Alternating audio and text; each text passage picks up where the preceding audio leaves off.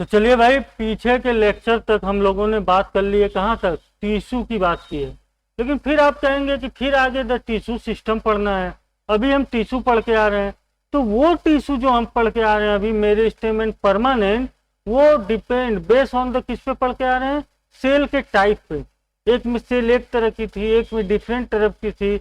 जो डिवीजन हो रहा था सेल में वो मेरे स्टेम था, जिसमें नहीं हो रहा था वो परमानेंट था। सेल के टाइप पे हम पढ़ के आ रहे थे। अब हम पढ़ेंगे इस टिश्यू के लोकेशन के टाइप, मतलब ये पेड़ में कहाँ कहाँ पाई गई। कोई लीफ में पाई जा रही है, कोई रूट में पाई जा रही है, कोई स्टेम में पाई जा रही है। इस लोकेशन के आधार पर इनके स्ट्रक्चर और फंक्शन भी अलग अलग हो जा रहा है। और इस बेस पे ही हम लोग पढ़ेंगे क्या, द टिश्यू सिस्टम। ठीक है, लेक्चर लंबा लेंगे। अब चीजें बहुत हम लोग कछुए की तरह चल रहे हैं, और आज की फाइट जो है खरगोश की तरह हो गई है। और कम से कम उसके बराबर चलें, उससे तेज ना चले तो ठीक है। और बहुत छोटे छोटे लेक्चर डाल रहा हूँ, जिससे कोई आपको उतना फायदा होगा नहीं, तो इसलिए जो है थोड़ा लंबा लंबा लेक्चर डाला जाएगा। और 10 दिन 12 दिन बाद तो ऑनलाइन ही आ जाऊंगा, तो ठीक है। तब तक ये जो है लेक्चर देखिए। आइए चलते हैं, द टिश्यू सिस्टम की बात करते हैं। टिश्यू सिस्टम क्या हो गया, पीछे का पढ़ के हम लोग सेल पे, ठीक है भाई। आगे की बात करेंगे लोकेशन पे, किस सिस्टम पे है, किस बेस पे है, ठीक है, लोकेशन के बेस पे है। देखिए लाइन दिया है, लोकेशन इन प्लांट बॉडी, और उसी लोकेशन के आधार पे इनका स्ट्रक्चर और फंक्शन दोनों जो है डिपेंड करता है कि ये कहाँ प्रेजेंट है, ये कहाँ प्रेजेंट है, लीफ में, स्टेप में, रूट में। इतनी बात क्लियर। एनसीईआरटी को इजी वे में पढ़ लेना है। विजन में टाइम लगता है, विजन में कमांड होना चाहिए, हर चीज क्लियर हो जानी चाहिए। और देखिए सोर्सेस कितने भी ले लें आप, कितनी भी किताबें या कितने भी मटेरियल नोटबुक ले लें आप, सोर्सेस कम रखिए। और जो भी सोर्स हैं गिनती के, जैसे एनसीईआरटी बुक है बायोलॉजी के लिए, केमिस्ट्री के लिए ही बुक एनफ है। फिजिक्स में कॉन्सेप्ट है, चीजें नहीं समझ में आ रही एक की तो दूसरे सोर्स पे गए, दूसरा मटेरियल देखें। तो जितना कम सोर्स रखेंगे, सोर्स से बेहतर है कि आप उसके रिवीजन टाइम को बढ़ा दीजिए। एक ही सोर्स हो आपके पास, जैसे बायोलॉजी की सिर्फ एनसीईआरटी की बुक हो, लेकिन जो रिवीजन टाइम हो, एक बार रिवीजन हो, उसके बाद कम से कम एग्जाम तक 8 बार रिवीजन हो, 10 बार रिवीजन हो। 4 किताबों से पढ़ने से बेहतर है 4 मटेरियल, 4 नोटबुक, कोई इस कोचिंग का, कोई उस कोचिंग का, कहीं का मटेरियल ऑनलाइन ऑफलाइन। इससे बढ़िया एक सोर्स रखिए और उस सोर्स से एक बार रिवीजन कीजिए, और उसको मेनी टाइप रिवीजन में चेंज कीजिए, तो नंबर अपने आप अच्छे आएंगे। चलिए, द टिश्यू सिस्टम की बात कर रहे हैं। हम जान गए टिश्यू सिस्टम जो है लोकेशन के बेस पे देखा जाता है, और जहां जहां लोकेशन जैसा होता है इसका स्ट्रक्चर और फंक्शन भी उसी प्रकार का हो जाता है। जब हम टिश्यू सिस्टम को लोकेशन के बेस पे देखते हैं तो ये 3 टाइप का आता है। कौन कौन सा आता है, एपिडर्मल टिश्यू सिस्टम, मतलब एपिडर्मल टिश्यू सिस्टम। दूसरा कौन सा है, ग्राउंड, उसे फंडामेंटल टिश्यू सिस्टम भी कहते हैं। क्या कहते हैं, फंडामेंटल टिश्यू सिस्टम। और तीसरा कौन सा है, वेस्कुलर। वेस्कुलर मतलब आप समझते गए होंगे, फ्लोएम जाइलम की बात कर रहे हैं, मतलब कंडक्टिव टिश्यू सिस्टम भी कहते हैं, क्योंकि वो कंडक्ट करते हैं। ये बात क्लियर। आगे चलिए, इसमें ऐसा कुछ पढ़ने लायक नहीं है। द टिश्यू सिस्टम कभी पूछ दिया किस पे डिपेंड है, तो बेस्ड ऑन द लोकेशन।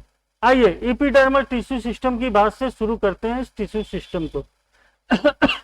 जब एपिडर्मल टिश्यू सिस्टम की बात करेंगे तो ये क्या होगा, मोस्ट ऑफ द, मतलब पूरे शरीर पे जो है, पूरे प्लांट बॉडी पे, प्लांट की शरीर भी है, ठीक है, उसके आउटर मोस्ट लेयर पे पूरा फैला होगा।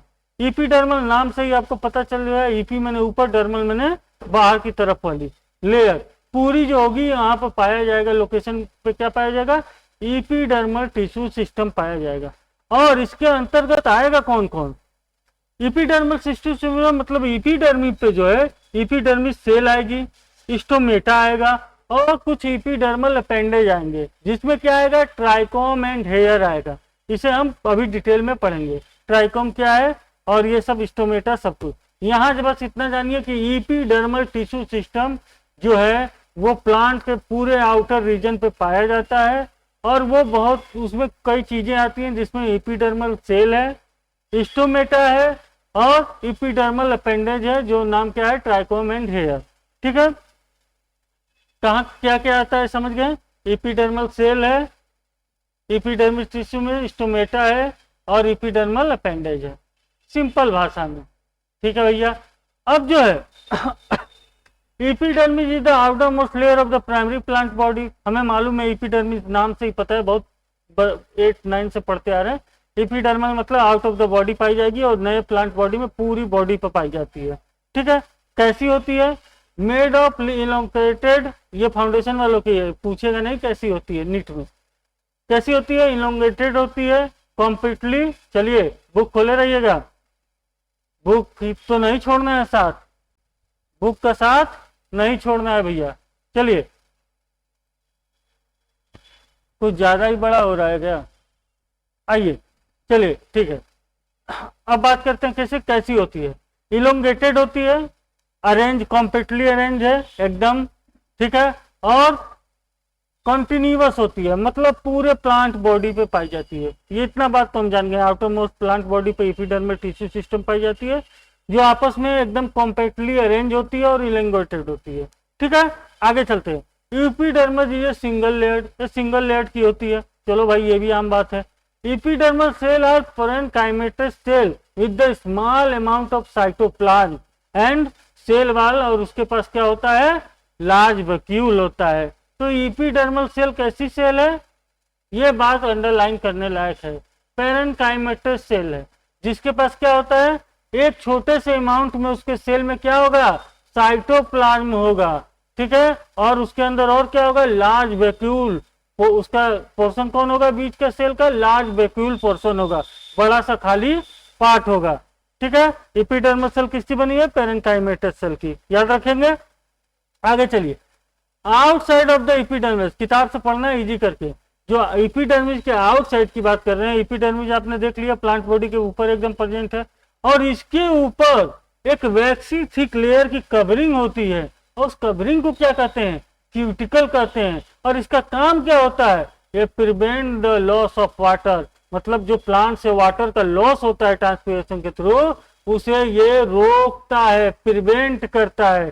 ठीक है। और ये रूट में नहीं पाया जाता, माने पूरे एपिडर्मिस में तो पाई जाती है क्यूटिकल, लेकिन रूट पार्ट है जहाँ रूट पे एपिडर्मिस लेयर प्रेजेंट है, टिश्यू सिस्टम प्रेजेंट है, वहां पे क्यूटिकल एब्सेंट होता है। और क्यूटिकल का काम क्या है? ये क्या होता है? वैसी थिक लेयर होती है। ठीक है। मोम लाइक थिक लेयर होती है, और क्या करती है? प्रिवेंट कर देती है वाटर लॉस ऑफ वाटर को। ये लाइन आपके अंडरलाइन करने लायक है। क्या कि वैक्सी थिक लेयर जो है एपिडर्मिस पे, जो ऊपर का पार्ट है उस पे क्या पाया गया? वैक्सी थिक लेयर पाया गया, जिसे क्या कह दिया हमने? क्यूटिकल कह दिया। और क्यूटिकल का काम पूछता है, क्या काम है? प्रिवेंट करता है लॉस ऑफ वाटर। कहाँ पाया जाता है? कहाँ पाया जाता है क्यूटिकल? दूसरा क्वेश्चन, एपिडर्मिस पे पाया जाता है। और कहाँ एब्सेंट होता है? किस एपिडर्मल पार्ट पर एब्सेंट होता है? ये कुछ ज्यादा ही इंपॉर्टेंट है। कहाँ एब्सेंट होता है भैया? रूट में ये जाके क्या होगा? एब्सेंट होगा। ठीक है। ठीक है। ये और ये क्यूटिकल का काम, क्यूटिकल कहाँ एब्सेंट होता है और क्यूटिकल कहाँ पाया जाता है। अभी तक की लाइनों में ये जो है एपिडर्मिस सेल पैरेन्काइमेटस होता है। एपिडर्मिस सेल पूरे प्लांट बॉडी में फैला है, उसके ऊपर वैक्सी लेयर जो पाई जाती है उसको कहते हैं क्यूटिकल। वो रूट में, जब रूट पोजीशन पे एपिडर्मिस देखेंगे तो वहां क्यूटिकल एब्सेंट होता है, और क्यूटिकल का काम है प्रिवेंट लॉस ऑफ वाटर। यहाँ तक की कहानी हो गई। अब हम क्या पढ़ के आए? एपिडर्मिस टिश्यू सिस्टम में ही हमने एपिडर्मल सेल के बाद बात की थी, क्या पाया जाता है? Stomata.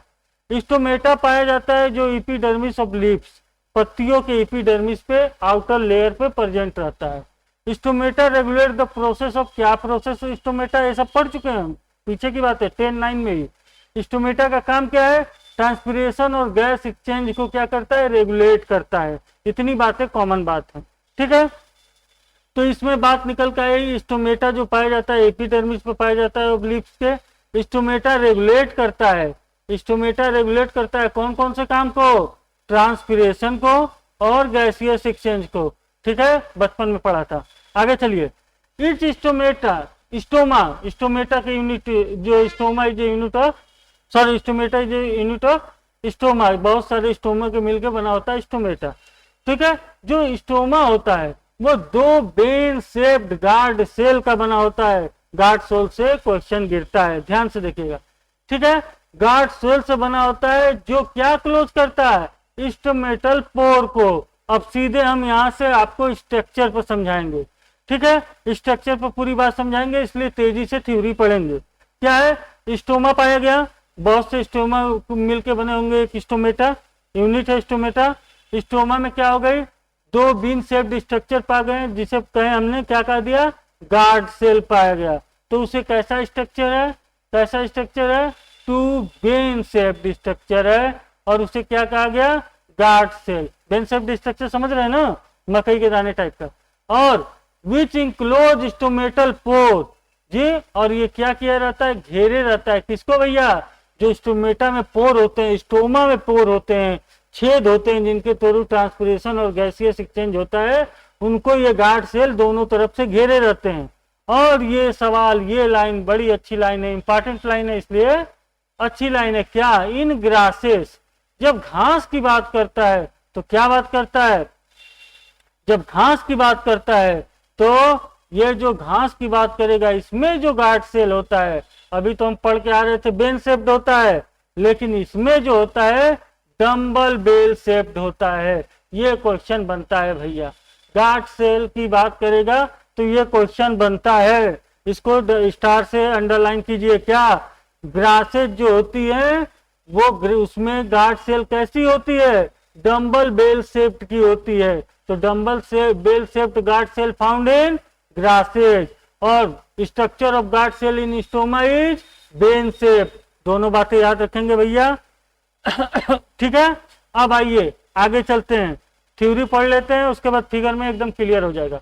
Outer wall of guard cell, outer wall मतलब जो ऐसे घेरे हुई है, गार्ड सेल बेन शेप्ड है, बीच में क्या है, स्टोमेटल ये पोर है, ठीक है। तो जो ये आउटर की बात कर रहा है, ठीक, आउटर, ये आउटर, ये जो आउटर है ठीक है, stomatal pore, outer wall of guard cell are thin मतलब पतली होती है, और जो इनर वाल है, जो ऐसे घेरे है बेन शेप्ड में, उसके इनर वाल जो है वो मोटी होती है। ये बात भी याद रखेंगे। गार्ड सेल प्रोसेस क्या होता है, गार्ड सेल के पास क्लोरोप्लास्ट होता है, और गार्ड सेल का काम क्या है, रेगुलेट करता है ओपनिंग और क्लोजिंग ऑफ स्टोमेटा। स्टोमेटा के बंद होने और खुलने को कौन रेगुलेट करता है, गार्ड सेल करता है, और गार्ड सेल के पास क्लोरोप्लास्ट होता है, ठीक है। तो इसका गार्ड सेल का काम को भी अंडरलाइन कर लें, गार्ड सेल प्रोसेस क्लोरोप्लास्ट। चलो भैया ये तो बात ठीक है। और क्या, और जो regulate the opening and closing of stomata, ये गार्ड सेल का काम है, ठीक। अभी फिगर में देखेंगे गार्ड सेल, सबसे ज्यादा याद रखेंगे ग्रास में जो है डम बेल शेप्ड होता है, बाकी सब में कैसा होता है, गार्ड सेल बेन शेप्ड होता है, ऐसे घेरे रहता है स्टोमल पोर को, अंदर का पार्ट थिन, बाहर का पार्ट मोटा, ठीक है। गार्ड सेल के पास होता है क्लोरोप्लास्ट, और ये क्या करता है, रेगुलेट करता है इसी के ओपनिंग और क्लोजिंग को स्टोमेटा के, ठीक है, स्टोमेटा में भी पाया जाता है, ठीक। अब ऐसा होता है कि इसी गार्ड सेल, जो गार्ड सेल है अभी फिगर में देखेंगे, उसके जो नजदीक इपिडर्मल सेल है, इपिडर्मिस में तो पाई जा रही है, तो इपिडर्मिस में स्टोमेटा भी है, तो इपिडर्मल सेल भी तो है, पढ़ के आ रहे हैं। तो जो ये इपिडर्मिल सबसे नजदीक पाई जाती है गार्ड सेल के, वो अपना शेप बदलती है और स्पेशलाइज्ड स्ट्रक्चर में चेंज होती है, अपने को शेप साइज को एक माने अच्छे स्पेशलाइज्ड मुख्य रूप से अपने को चेंज करती है, और उसे क्या कहते हैं, उस इपिडर्मिल सेल को सब्सिडियरी सेल। तो सब्सिडियरी सेल कहाँ पाई गई, गार्ड सेल के जस्ट बगल में, ठीक है, इपिडर्मिस पे ही पाई गई, ठीक है, याद रहेगा। तो इस सेल को भी नोट कर दिए। और ये सेल क्या है, किसका मॉडिफाइड रूप है, इपिडर्मिल सेल का मॉडिफाइड रूप है। इपिडर्मिल सेल जो है वो अपने को एक स्पेशलाइज्ड स्ट्रक्चर और शेप में चेंज करती है, उसे ही कहते हैं सब्सिडियरी सेल, ठीक है। फिगर से भी सवाल दे सकता है, इस सेल को पूछ सकता है, इसलिए फिगर हम लोग इसका देखेंगे, जो फिगर देखने लायक है उसको तो हम लोग देखते ही हैं, ठीक है भाई, ठीक है। तो आइए अब बोल रहा है जो स्टोमेटल अपर्चर है, ये स्टोमेटल अपर्चर क्या टर्म आ रहा है भाई, जो एक गार्ड सेल है और इसके सराउंडेड जो ये सबडिशरी सेल पाए हम लोग, इपिडर्मल सेल का चेंज फॉर्म स्पेशलाइज्ड सेल में शेप में साइज में चेंज होती है, इन दोनों को, ठीक है, और स्टोमेटल अपर्चर को मिला के बनता है पार्ट क्या, स्टोमेटल अपरेटस। क्या बनता है, स्टोमेटल अपरेटस। तो स्टोमेटल अपरेटस किसका किसका बना होता है, सीधे क्वेश्चन पूछ सकता है, ठीक है, किसका बना होता है, एनसीईआरटी की हर लाइन इंपॉर्टेंट है, और जो ज्यादा इंपॉर्टेंट है वहां हम लोग क्या बनाते हैं, स्टार बनाते हैं कि उसके बारे में तो याद रखना ही है, ठीक है। और ये स्टार उस समय आपको इंपॉर्टेंट समझ में आएगा जब आप इसका रिवीजन करेंगे। उस समय भी आप हो सकता है जो अंडरलाइन है उसका भी रिवीजन करें, लेकिन 2 दिन 3 दिन एग्जाम के बचेगा, तब ये स्टार का महत्व आपको समझ में आएगा। जब आपको रैपिड रिवीजन करना होगा तब इन लाइनों को देखेंगे जो इंपॉर्टेंट में भी इंपॉर्टेंट है।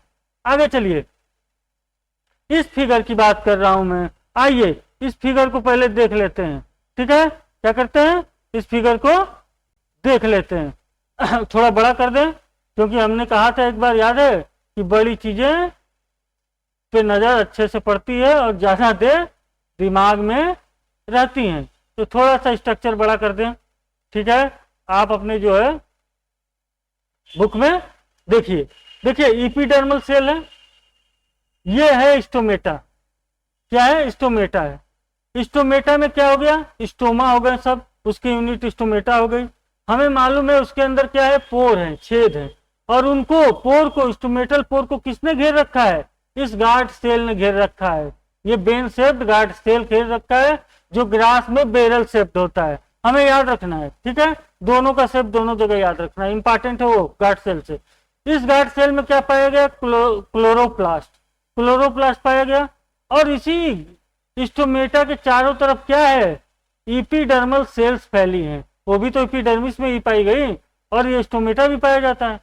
जो गार्ड सेल के सबसे नजदीक है, कौन सी, इपिडर्मल सेल, वो एक स्पेशल शेप एंड साइज में चेंज हो जाती है, ठीक है। और उसे तब हम क्या कहने लगते हैं भैया, सब्सिडियरी सेल। तब क्या कहने लगते हैं, सब्सिडियरी। तो सब्सिडियरी क्या पाई गई, nearest cell of the guard cell, किसका फॉर्म है, इपिडर्मल सेल का। कहां पाया गया, इपिडर्मिस पार्ट पे।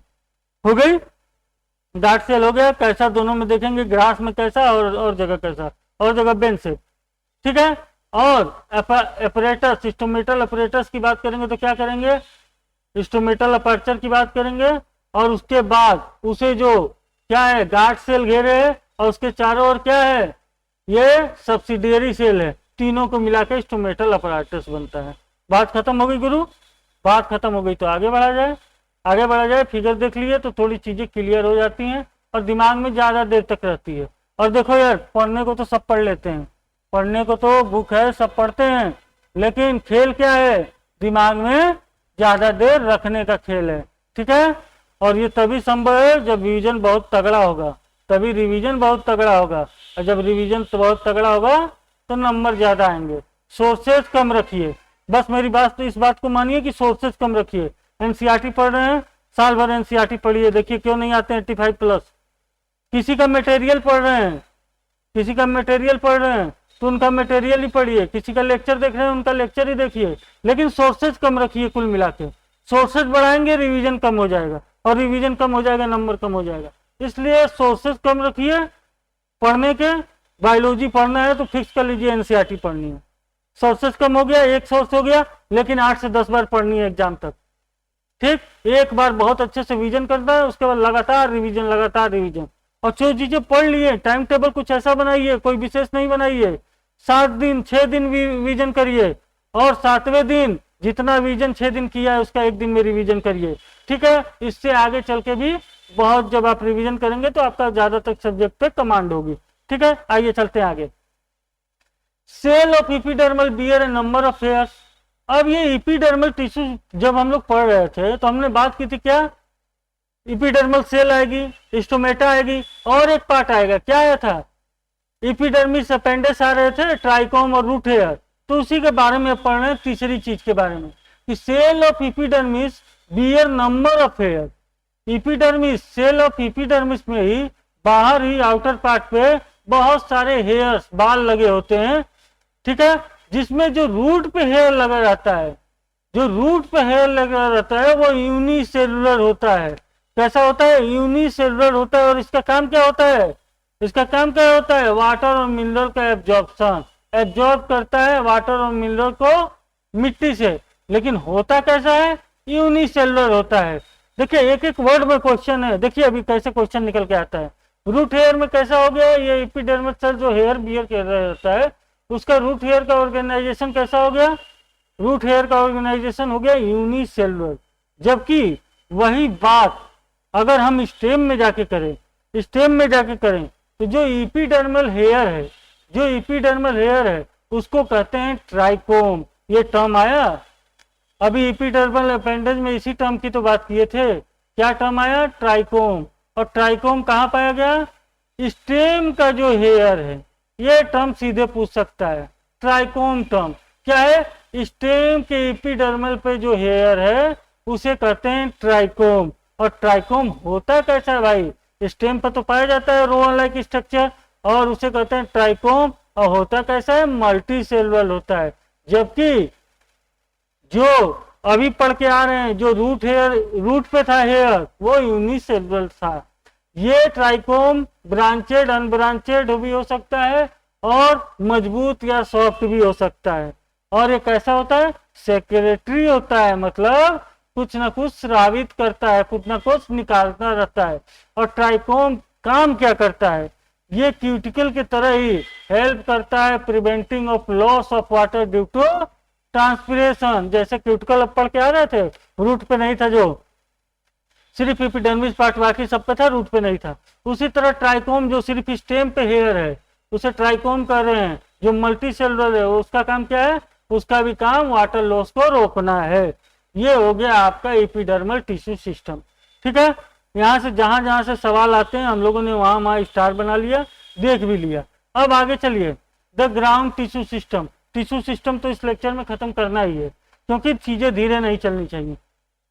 कछुआ और खरगोश की कहानी है, हम लोगों ने सुनी है, पीछे की पीढ़ियां सुनाती रहती हैं और हम भी आगे की पीढ़ी को सुनाएंगे। लेकिन वो ये कहना भूल जाती हैं कि ये उन लोगों ने कहानियां बनाई थी जो धीरे चल रहे थे, और उन्होंने अपने को समाज में साबित करने के लिए बना दिया कि कछुआ भी जीतता है। भाई वो समय गया, उस दौर में हो सकता है कछुआ ही सिर्फ शामिल हो, खरगोश इमेजिन किया गया हो। अब जो है कम से कम खरगोश से तेज ना दौड़िए, तो खरगोश के साथ कम से कम चलिए, तभी सिलेक्शन होगा। कछुआ बनेंगे तो जाके भैया बीएससी में एडमिशन लीजिए, मस्ती से ग्रेजुएशन कीजिए, ज्यादा टिंग टिंग नहीं, क्लियर रखिए फंडा। ठीक है, एक कंसेप्ट है अभी होता है जिंदगी में, नो स्टडी नो कंफ्यूजन। पढ़िए ही मत, कंफ्यूजन नहीं होगा। और एक ये भी होता है, मोर स्टडी मोर कंफ्यूजन। जितना पढ़ेंगे उतनी चीजें उलझे फुलझेंगी। तो आप तय कर लीजिए किस ओर जाना है। बीएससी करना है तो इंटर तो पास हो ही जाओगे यार, इतनी कैपेबिलिटी सब में है। और अगर नीट क्वालिफाइड करना है तो भाई एक एक लाइन लग जाओ विजन में। ठीक है, उसके बाद रिवीजन का वक्त आएगा, और जितना बार रिवीजन करोगे उतना नंबर लाओगे, इतना फंडा क्लियर है। चलिए आइए द ग्राउंड टिश्यू की बात करते हैं। आल टिश्यू, सारे टिश्यू प्लांट बॉडी के, सिर्फ एपिडर्मल जो पढ़ के आ रहे हैं और वेस्कुलर बंडल्स को छोड़ के जितने भी टिश्यू पाए गए प्लांट बॉडी में, सब ग्राउंड टिश्यू सिस्टम से आते हैं। ठीक है, किसको किसको छोड़ के? किसको किसको छोड़ के? एक्सेप्ट एक्सेप्ट किसको किसको? एपिडर्मिस जो पढ़ के आ रहे हैं, और वेस्कुलर बंडल जो अभी वेस्कुलर टिश्यू में पढ़ेंगे, उनको छोड़ के पूरी प्लांट बॉडी कैसी है? ग्राउंड टिश्यू सिस्टम से है। ठीक है, ये जो बनी होती है ग्राउंड टिश्यू सिस्टम, वो किसकी बनी होती है? पेरेन्काइमा की भी, कोलेनकाइमा की भी, स्क्लेरेन्काइमा की भी। तीनों के बारे में पढ़े हैं ना हम लोग, सेल ऑफ टाइप टिश्यू में, सिंपल टिश्यू में पढ़े हैं। पेरेन्काइमा, कोलेनकाइमा, स्क्लेरेन्काइमा से मिलके बनी होती है ये। ठीक है, सिंपल टिश्यू से मिलके बनी होती है। तो ग्राउंड टिश्यू सिस्टम किसकी बनी होती है? सिंपल टिश्यू है। सिंपल टिश्यू हम पढ़ लिए, पेरेन्काइमा, कोलेनकाइमा, स्क्लेरेन्काइमा होता है। पेरेन्काइमेटस सेल आर यूजुअली प्रेजेंट। इसमें जो पेरेन्काइमा की ग्राउंड टिश्यू बनी होती है वो कहाँ कहाँ प्रेजेंट होती है, इन पार्टों को देख लें आगे जाएंगे जब इन पार्ट के बारे में पढ़ेंगे तो और ज्यादा क्लियर हो जाएगा। वहां भी ये लाइनें हैं। क्या लाइन है? जो पेरेन्काइमा ग्राउंड टिश्यू है, या जो ग्राउंड टिश्यू है पेरेन्काइमा से बनी है, वो कौन कौन सा पार्ट है? कॉर्टेक्स है। कॉर्टेक्स कौन सा पार्ट होता है भाई? कॉर्टेक्स होता है क्या? एपिडर्मिस के अंदर वाला पार्ट, ठीक है। उसके बाद पेरिसाइकिल है कॉर्टेक्स के अंदर के पार्ट का, और उसके बाद पिथ है, मिडिल एकदम मिड में पार्ट होता है, और मेडुलरी लेज है। इन सब का क्या कहानी है? ये सब पेरेन्काइमेटस सेल की बनी होती हैं। सीधे सीधे क्वेश्चन, सीधे सीधे क्वेश्चन। किसका कौन बना होता है? कॉर्टेक्स, पेरिसाइकिल, पीथ, मेडुलरी रे, सब पेरेन्काइमेटस सेल की बनी होती है। किसमें बनी होती है? स्टेम और रूट में, ठीक है। रुकिए, स्टेम और रूट के जो भी कॉर्टेक्स, पेरिसाइकिल, पीथ और मेडुलरी रे किसमें बनी रहती है? पेरेन्काइमा सेल की बनी रहती है। याद रखेंगे इस लाइन को, अच्छी लाइन।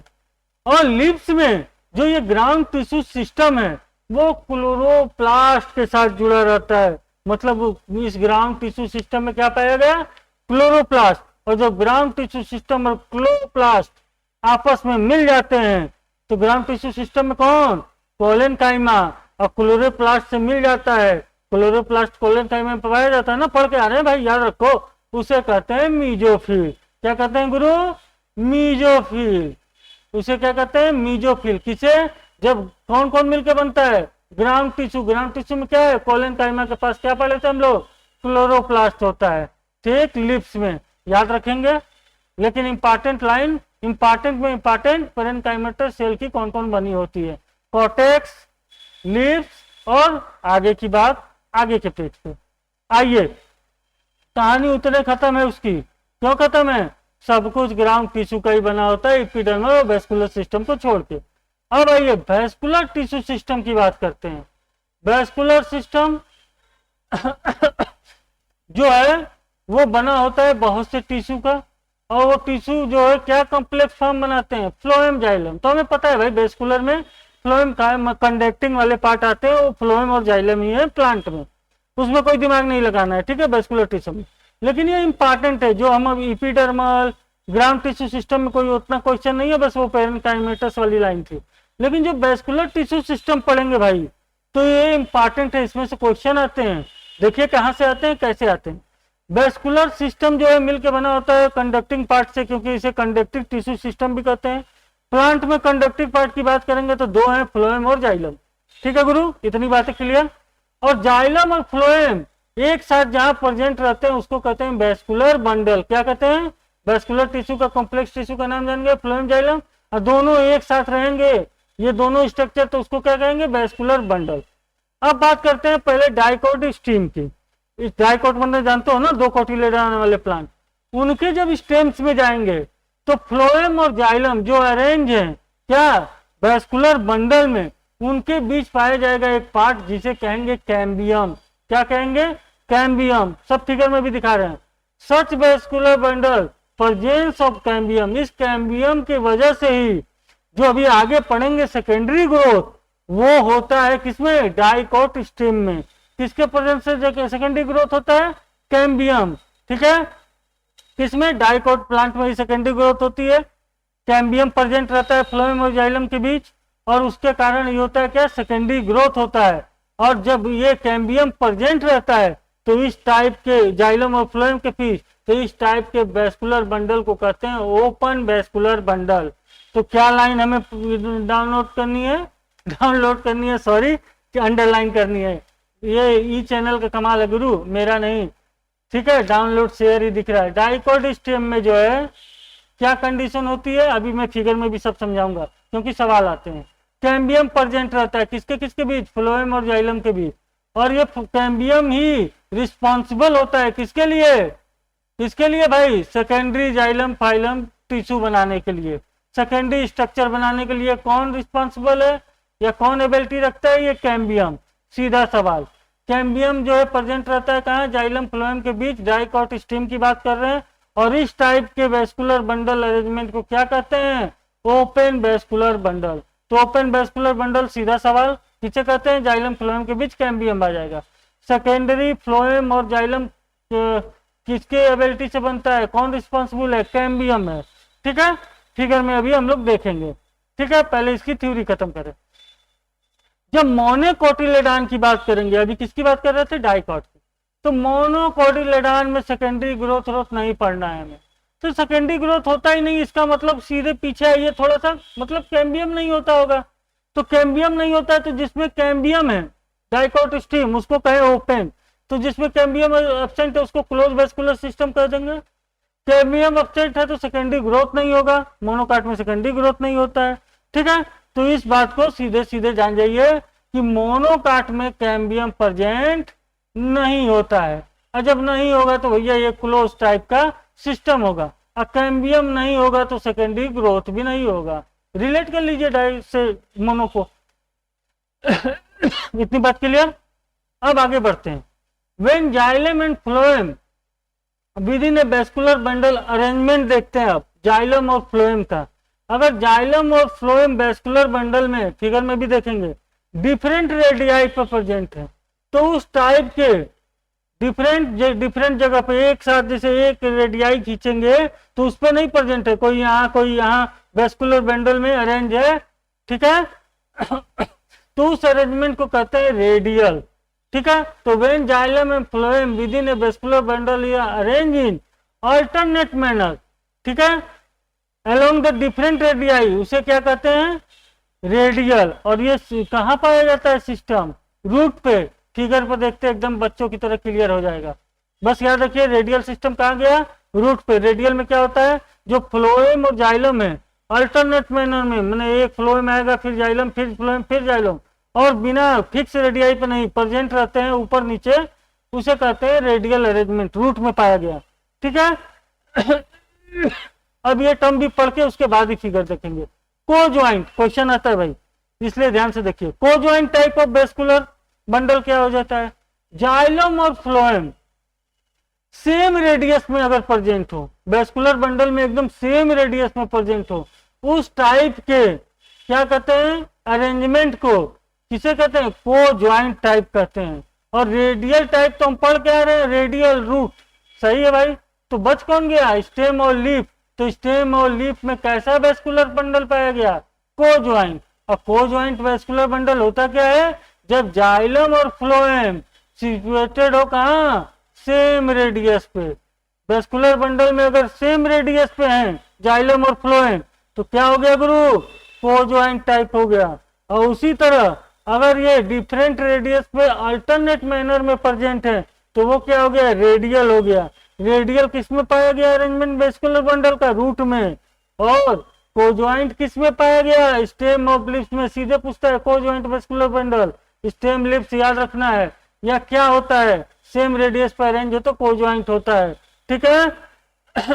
और को ज्वाइंट वेस्कुलर बंडल का एक कंडीशन और पूछता है, क्या, जो फ्लोएम होता है वो क्या होता है, वो जाइलम के बाहर प्रेजेंट रहता है, जाइलम को घेरे रहता है। कैसे, को ज्वाइंट वेस्कुलर बंडल है phloem located only on the outer side of xylem. ये कंडीशन को ज्वाइंट की याद रखेंगे कि जो वेस्कुलर बंडल को ज्वाइंट होता है, मतलब सेम रेडियस पे जाइलम फ्लोएम होते हैं, स्टीम ऑफ लिप्स में होता है, उसमें जो फ्लोएम होता है वो जाइलम को चारों ओर से बाहर घेरे रहता है, बाहर से, मतलब फ्लोएम बाहर होता है और जाइलम अंदर होता है। ठीक, अब इसको हम फिगर में देखेंगे क्योंकि को ज्वाइंट से भी सवाल आता है, रेडियल से भी आता है, क्लोज और ओपन वेस्कुलर बंडल से भी आता है। और जहां से सवाल आता है उन चीजों को भाई तो अच्छे से समझना है। तो हम किसको देखेंगे, हम देखेंगे इसके फिगर को। चलिए आइए। तो फिगर देख, हाँ तो चलिए फिगर को देखिए। फिगर से भी सवाल आ सकता है गुरु, एनसीईआरटी का कोई भरोसा नहीं, नीट का कोई भरोसा नहीं, और एनसीईआरटी का हर पन्ना हर फिगर इंपॉर्टेंट है, जहां से फिगर से सवाल आ सकता है उधर। इस टाइप का स्ट्रक्चर दे दिया और ये वेस्कुलर और जाइलम का अरेंजमेंट दे दिया, तो क्या होगा बताओ, अभी तो पढ़ के आ रहे हो। सेम रेडियस पे नहीं है, सेम रेडियाई पर नहीं है, और देखो एक फ्लोएम फिर जाइलम फिर फ्लोएम फिर जाइलम फिर फ्लोएम फिर जाइलम, माने अल्टरनेट मोड में भी प्रेजेंट है। ठीक है, अल्टरनेट मोड में भी प्रेजेंट है, और क्या है, सेम रेडियाई पे नहीं है, नॉट ऑन सेम रेडियाई। और ये कंडीशन हम लोग क्या पढ़ के आ रहे हैं, क्या पढ़ के आ रहे हैं, किसका भाई, रेडियल वेस्कुलर बंडल तो पढ़ के आ रहे हैं और रूट इसका एग्जाम्पल पढ़ के आ रहे हैं कि रूट में होता है। चीजें याद रहेंगी, ये स्ट्रक्चर याद रहेगा। ठीक है, उसी तरह आगे बढ़ते हैं। दूसरा स्ट्रक्चर भी समझ लो भाई, फिगर भी तो याद रखना चाहिए भैया। फिगर दे दिया तो क्या उस समय कहोगे ओ फिगर नहीं पढ़ा। अब देखो ये फिगर दे दिया, अब पूछ दिया ये कंडीशन क्या है, तो देखो फ्लोएम और जाइलम क्या है, सेम रेडियाई पर प्रेजेंट है। ठीक ठीक। हमें एक चीज और पता है गुरु कि जाइलम अंदर और उसके बाहर क्या है, फ्लोएम है। यही तो किसकी बात कर रहा था, को ज्वाइंट वेस्कुलर बंडल की बात कर रहा है। अभी पढ़ के आ रहे हैं कंडीशन, को ज्वाइंट वेस्कुलर बंडल की बात कर रहा है। और इसमें देखो कैम्बियम नहीं दिया है, जो जाइलम और फ्लोएम के बीच कैम्बियम होता है वो तो यहाँ दिया नहीं। इसका मतलब ये क्या है, क्लोज वेस्कुलर सिस्टम है। क्या है, क्लोज वेस्कुलर सिस्टम है ये तो, क्योंकि इसमें कैम्बियम नहीं है, मतलब सेकेंडरी ग्रोथ नहीं होगा, मतलब मोनोकॉट्स का एग्जाम्पल है। कहानी इसकी भी खत्म हुई। अब आओ आगे। अब दिया है किसका, एक स्ट्रक्चर और दिया है। स्ट्रक्चर से सवाल आ सकता है, इसलिए भाई सीधे सीधे बता रहा हूं, कोई कॉन्सेप्ट नहीं है। क्यों बता रहे हैं, क्यों नहीं बता रहे हैं, सीधे देखो। ये आ गया फ्लोएम जो बाहर की ओर रहता है, हम पढ़ चुके हैं। ये स्ट्रक्चर यूजुअली जो है वेस्कुलर बंडल का यही होता है कि फ्लोएम बाहर जाइलम अंदर, पढ़ के आ रहे हैं। रेडियाई पे है तो भाई ये कंडीशन हम पढ़ लिए, को ज्वाइंट की है। और को ज्वाइंट में ही कैम्बियम आ रहा है फ्लोएम और जाइलम के बीच, मतलब सेकेंडरी ग्रोथ होगा। और ये कंडीशन कैसी हो गई, ओपन को ज्वाइंट, ओपन को ज्वाइंट वेस्कुलर बंडल की कंडीशन हो गई। ठीक है गुरु, ओपन हो गया, कैम्बियम आ गया, को ज्वाइंट है ही है, और फ्लोएम बाहर जाइलम अंदर है, सेम रेडियाई पे है तो को ज्वाइंट है वेस्कुलर बंडल। और ये किसका एग्जांपल हो गया, कैम्बियम आते याद रखना ये डाइकॉट की बात करने लगता है, क्योंकि सेकेंडरी की बात करेगा, सेकेंडरी ग्रोथ की, तो डाइकॉट की तो बात करेगा। ठीक है, ठीक। क्लोज किसका एग्जांपल था, रूट का, जिसमें कैम्बियम नहीं था। और ये किसका है, स्टेम ऑफ लिप्स का, स्टेम और लिप्स का एग्जांपल है। किसका, स्टेम और लिप्स का। और वो किसका था, क्लोज, रूट का। ठीक है, ये सब बातें याद रखना गुरु। देखो सब देख चुके हो, फिर पूछ रहे हो कहाँ, देखो इसीलिए कहते हैं कि पूरे ध्यान से पढ़ो। क्या बताएं हम, ये ओपन था, कैम्बियम प्रेजेंट थी, ठीक है, वेस्कुलर में क्लोज था, ठीक। और उसके बाद रोज जो पढ़ रहे थे और उसमें बात किए थे वेस्कुलर बंडल में स्टीम और लिप्स की। ठीक है, जाइलम और phloem joint same radius of the vascular bundle, vascular bundle are found in, जो को ज्वाइंट था और सिचुएटेड एंड सेम रेडियाई पे था, वो स्टीम और लिप्स में पाया जा रहा था कंडीशन। ठीक है, बात खत्म हो गई। अब जो है anatomy of dicot and monocot plant, अभी ये लेक्चर देखिए, इसके जस्ट बाद आपके पास लेक्चर पहुंचेगा किसका, एनाटॉमी किसकी, डाइकॉट और मोनोकॉट प्लांट्स की।